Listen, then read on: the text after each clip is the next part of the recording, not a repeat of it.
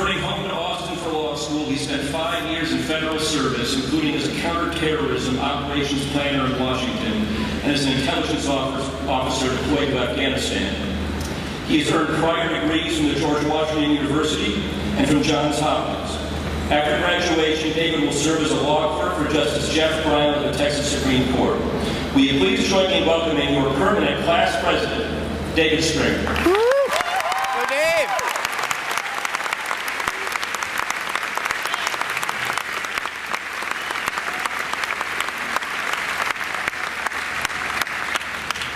Good afternoon. I recently came across a speech about how U.S. constitutional law, powers of government, and a lot of other important things can all be explained through Star Wars.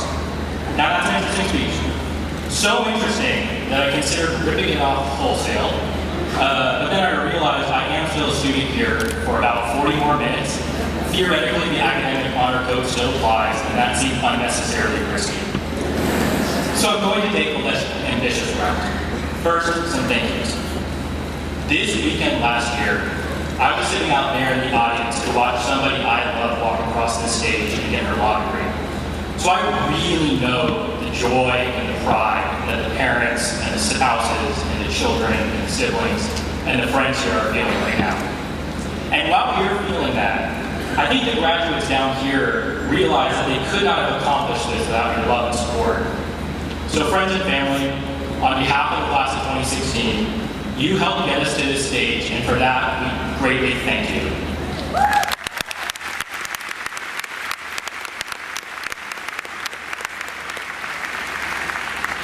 Graduates, thank you for being terrific classmates. I honestly cannot believe there's a better group of people to go through this experience with at any other school in the country. And faculty, well, I'll withhold my thanks until grades come out. Which, according to a nationally award-winning assault and flattery video, might take quite some time.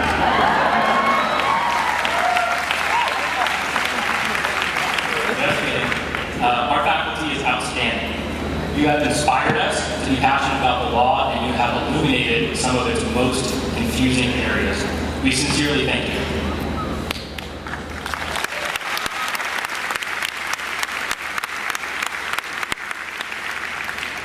Looking back on the last 20 years or so, it could be easy for some to see today you graduating from one of the top law schools in the country as a predetermined outcome. That was always the way things were going to be. It was always the path you were on. You did well in high school, you had a way with words, loved negotiating, graduated college with a good GPA and an unmarketable political science degree. So now, graduating from law school was just the inevitable next step. But of course, it doesn't actually work like that. It is easy to look back and see this as inevitable, but in reality, there were hundreds of decisions over many years that made this possible. Decisions to stay up an extra 2 hours studying, to find an internship, to seek out a mentor. It was those many good decisions, which at the time seemed inconsequential and you might have even forgot about, that got you here today. That kind of hindsight bias is normal, but on a day like today, I think it's worth highlighting. You worked very hard, and because of it, you achieved something great. Now, law students don't always have a reputation for being humble. I understand where that reputation comes from, but most of the graduates here today are, in my experience, actually very humble. You hear relatives say things like, "Oh, congratulations on finishing your first year of law school, that's a great accomplishment." Or, "Wow, you go to Texas Law, that's really great." But you almost invariably hear a response along the lines of, "Oh, you know, it's nothing. It's not that hard. Lots of people go to law school and get graded. I'm only in the top whatever percent of my class, so some people did better than I did." And humility is obviously a virtue. And a lot of the humility around here comes from the recognition that the competitiveness of law school necessitates being extra cautious about the feelings of others. But I think today it's okay to acknowledge that this is a big deal and something everybody deserves to be very proud of. Relatedly, It's been great to see all the personal growth that's happened over the past 3 years. Our class is full of people who are coming from all different backgrounds and experiences in terms of work history, geography, culture, nationality. And I remember at our first bar review, and parents, bar review is a period of intense study held every Thursday at 10 p.m. at a bar. I'm sorry if little Timmy ever told you that. And so I remember at our first bar review, everybody was trying to act so polite and professional and make small talk, but still be cool. And 3 years later, this is an entirely different group of people. Now, we could have a whole speech about areas of personal growth, but in terms of relationships, it's really awesome to see how many real friendships have emerged from this experience. Relationships that were strengthened by pressure. As the dean said, people have been involved in clinics, internships, journals, other organizations, many of which have real consequences in the real world. With those, there have been challenges that are very stressful. But that experience and the pressure has laid a strong foundation for professional respect and lasting friendship.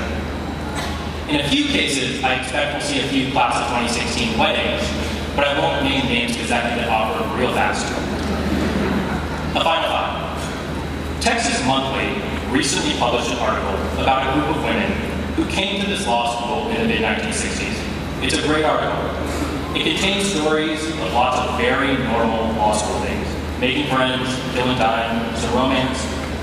And reading the article now, the names of all these people who were doing exactly what we were doing 2 weeks ago are really big, well-known names. Politicians, law firm partners, executives. And that's part of why Texas Monthly published it. It's interesting to read about now seriously accomplished people doing very normal things when they were younger. But I think the same thing's going to happen with the names here in the Sunflower Ceremony program. That when people look back at this list 30 years from now, there are going to be some names that really stand out. And it will be almost strange to think about those people hanging out at Crown Acre or going to bar review at Shakespeare's. And hindsight bias might make some of that success seem inevitable, but of course it will not happen. To sum it up, today I think it's okay to be a little unhumble. You have accomplished something truly great. This was not inevitable.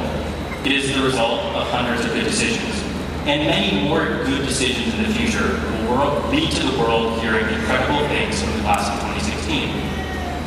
Friends and family, thank you again for your love and support. Faculty and staff, you are amazing, and we thank you.